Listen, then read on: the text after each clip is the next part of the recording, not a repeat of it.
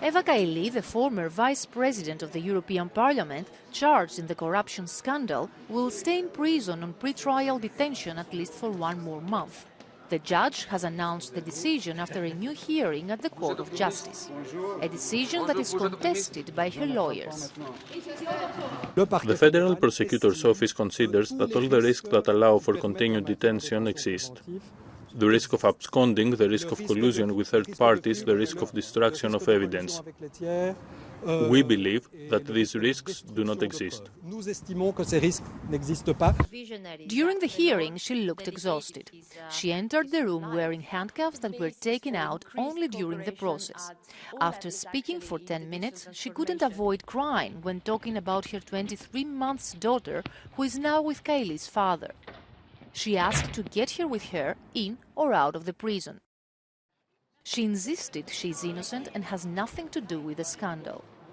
Her Greek lawyer has also said she was submitted to tortures last week while kept in detention for 16 hours by the federal police. What Mrs. Kaili has experienced in the cell in the federal police station in Brussels is like it's from the medieval ages. She couldn't even sleep. This was forbidden. She was in the cold, they took her coat, she was left in the cold room and she was refused a second blanket. She wasn't even allowed to wash.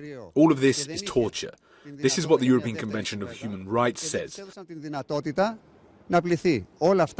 this was what Mrs. Kaili asked me to tell you, highly concerned so that nobody goes through the same.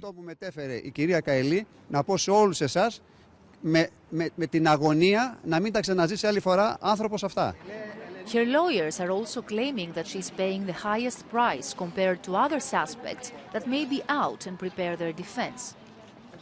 They were referring to Pier Antonio Panzeri, who made a deal with Belgian authorities and will start secret hearings on Tuesday to unveil substantial elements of the case and is expected to reveal more names of persons involved in the case, either as actors or as bribed.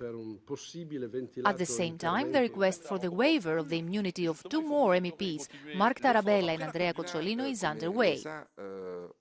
The European Parliament have reassured the Belgian authorities that this will happen within the next month.